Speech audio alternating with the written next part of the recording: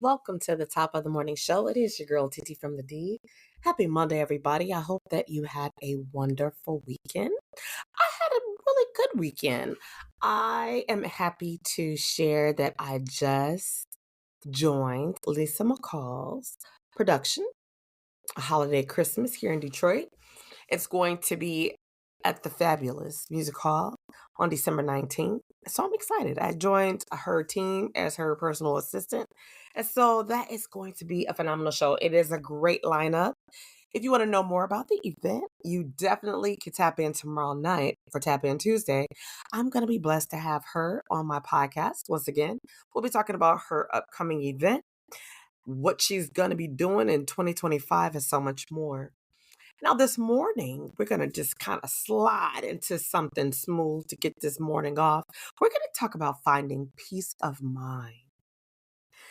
In the world we live in, there's so much chaos going on. We need to be able to slow down and find peace of mind within ourselves, right? How to find it and how to keep it. Now, I will say this. You might feel at ease within yourself. Once you discover it, you might feel a sense of self-gratification once you endure it, right? You may find it easier to deal with each and every day ahead of you or the days that's been behind you because you found that level of peace of mind, right? You might say, what does that really look like?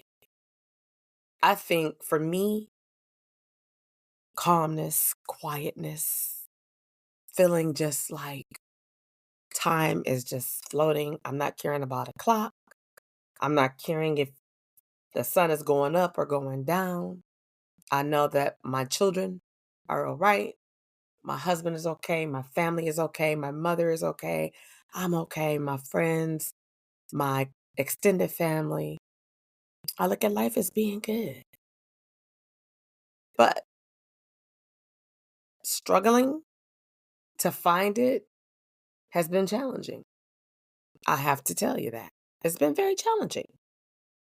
I had to address and look at what I can't control, right?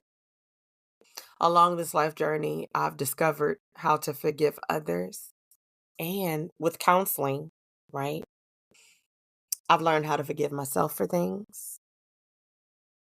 I'm focusing on learning to stay focused on my goals, short term and long term. I want to, for the new year, start to journal. I have a beautiful journal that's in my closet, and it has specific things. I bought it at the top of this year, and I'm so sad to say I never did anything with it. There's a lot of little things that I want to do as I move into the new year, and I'm looking at those things that I didn't get done this year that I said, you know what? No time better than moving forward to the next year. But I do want to offer you a few things to consider just in case you're interested in finding your peace of mind. Number one, accept what you can't change, what you can't control. And to be honest, the things that you're dealing with and we deal with in life, they're already written, if you believe. And if you change something, go back and redo something, then yes, your life will be different, but would it be different for the better? That's rhetorical because we don't really know. Life can be and has proven to be very unpredictable. One minute you're going this route and going this way, and it looks amazing from the surface. But when you go deep, when you drill down, you realize shit is complicated. You're more anxious about things than you were before. Sometimes you feel overworked, underpaid, stressed out, and even sometimes alone, even when you're in a room full of people. Now, we can go on like some people do and ignore the truth or ignore how you feel. But let me ask you, how's that working out for you? If that's something you do. And people that suppress how they're feeling, they end up being stressed out and sometimes even worse. Now, you can also think about ways to remind yourself that you are wonderfully made.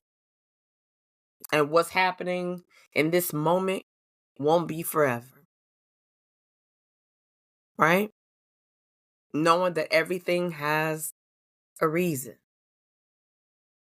Just like we know every reaction is from some form of an action. When we don't have accountability for how we're feeling in our mind, life demands take us into a war zone and we end up being on the battlefield, realizing we're our own worst enemy. And there are many lifelines. However, sometimes we get so engulfed in what we're doing, trying to find peace of mind for other people, that we don't look at what we should be doing for ourselves. We don't. And it's crazy and sad at the same time. But what are you going to do about it?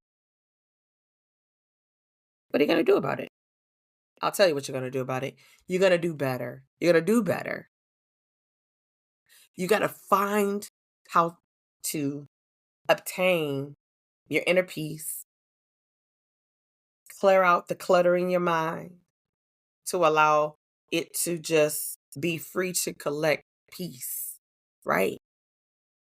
Finding moments. And I know it can be busy, especially if you are a workaholic or if you are a parent and you have a child or children, if you have a significant other, if you have your own entrepreneurial job and work a regular 9 to 5 or whatever, now might not be your typical 9 to 5, but you get it.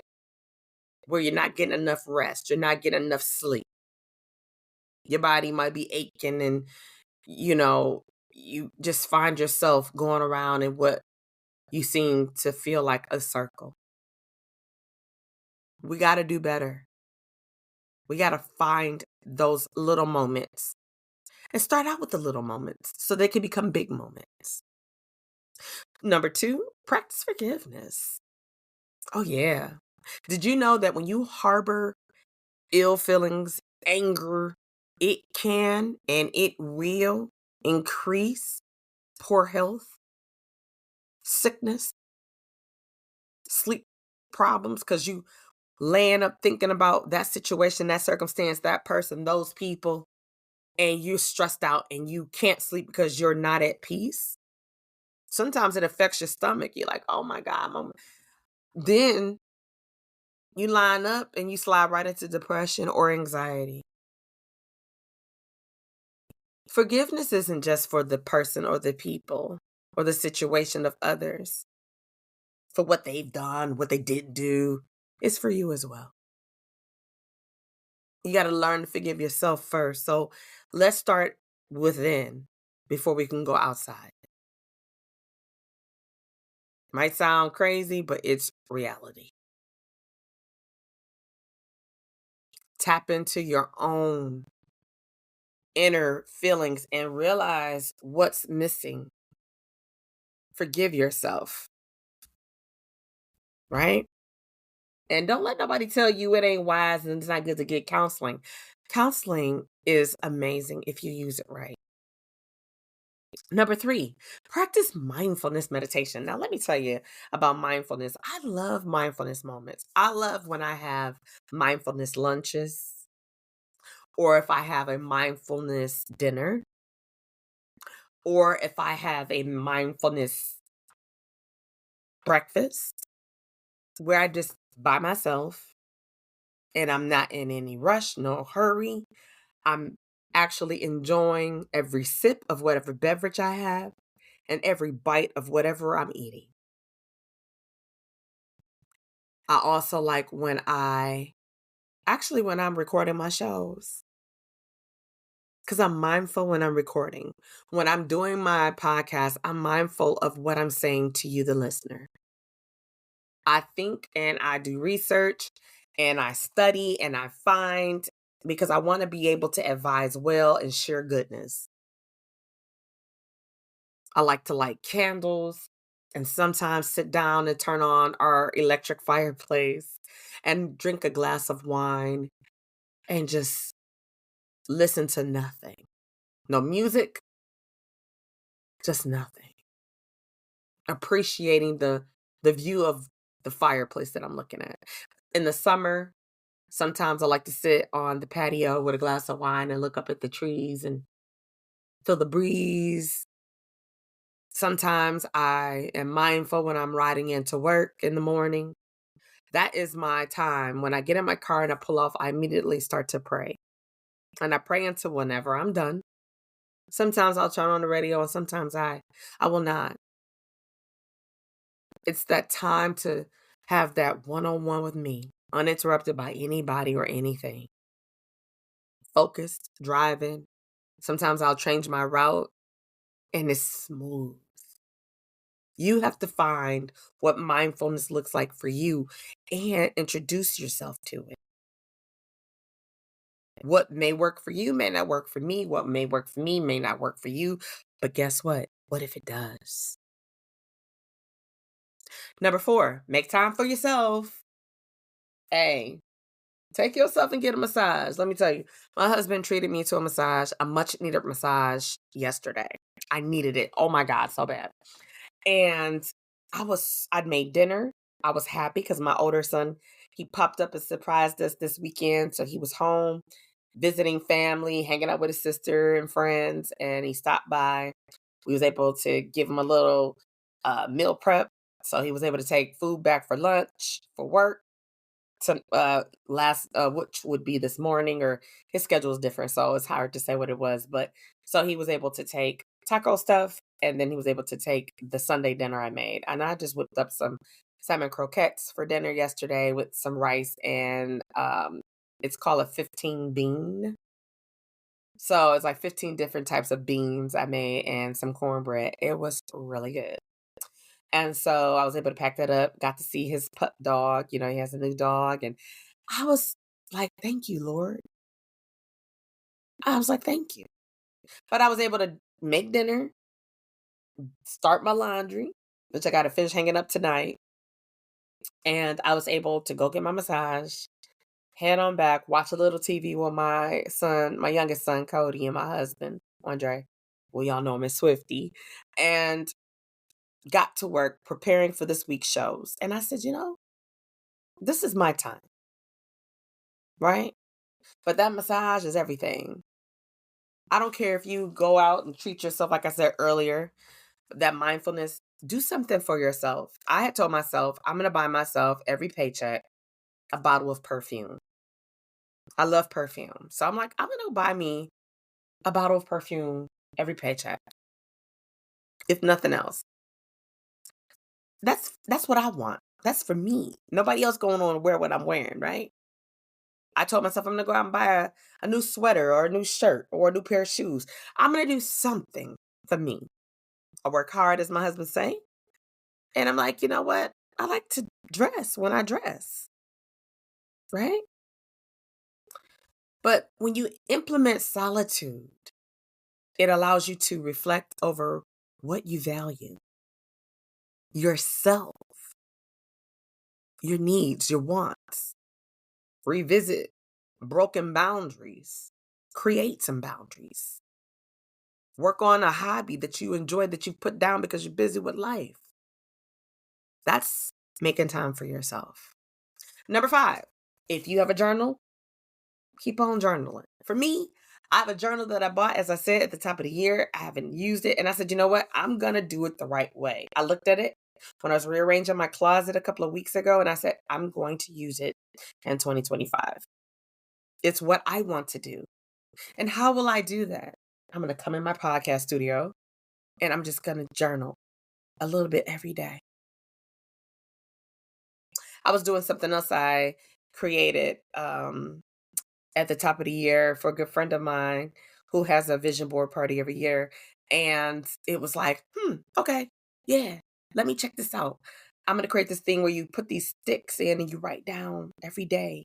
And that's much easier than the little men I got. I went a little distance and did the men, but the little men are spongy. And I'm like, I would have to literally laminate them. And I could have done that. But I said, you know what? Next year, I'm going to write down something that happened great. When something happens great, I'm going to write it on a popsicle stick. And I'm going to look back at the end of next year and look at all the wonderful things that happen because we get so busy in our lives that I had to update my entertainment resume not long ago so I could send it out. And I forgot some things that I had done that had never even made it to my resume. And I'm like, oh my God, I forgot. I was like, wow. We get so busy in life that we sometimes forget all the amazing things that happen. We focus on the things that's like, oh my God, this is happening. And then we forget about the things that make us say, wow, I can go another day. So if you already are journaling, keep on journaling. If you have not started and you're thinking about it, there are thousands of journals out there. You can go online and look for one. You can create you one. You can go to a store like a Michael's or Joann Fabric or Books A Million, Walmart. There's so many. I'm telling you, journals are out there to add to your self-care tip, right? Number 6, get back to nature. If you love taking walks or bike rides and you've put it on pause for whatever the reason, you like taking walks along the beach. If you live in an area that has the beach and you can walk with the sand between your feet. Now, probably not at night because sometimes the little critters be out there and poop be out there. But get out there and walk. Ride your bike. Get reconnected. And plus, fresh air does wonders for us. It allows us to just get lost if it's not for nothing but a moment. Even if you go to your neighborhood park and just watch people, right? Walk through your park. Walk from one end to the other end, right? If you like to golf season is over for most people in most places, but it may not be for you. If you like to work out, work out. If you like to hoop, go hoop outside. Just if you're getting ready to get some snow, like we had a little bit of that snow a couple days ago, I said, what kind of disrespect in Michigan are we having? It's not even time, but if that's your life, then that's your life. Get back to what you used to love to do and be excited about it. Well, that's all I have for you on this Monday morning. I hope that you have an amazing week as you are probably preparing for Thanksgiving as it's coming up very fast. It will be here in 3 more days? And I know we'll be traveling on that day, going to do a tradition that we started with some really good friends of ours, Courtney and Christina Benjamin. We go to Atlanta and we bring our families together and we have an amazing time. Whatever you're doing, I know you got to prepare like we are and everything else and get things in order. So when you return, what's the next holiday? Christmas. And then we enter the new year. It's going to happen so fast. And although some people are dreading it because of the new president that's getting ready to come in the house, but guess what? Life will go on, whether you like it or not. So get to living it and do it well. Until the next time we leave footprints across the sun, it is your girl, TT from the D, and I'll see you soon.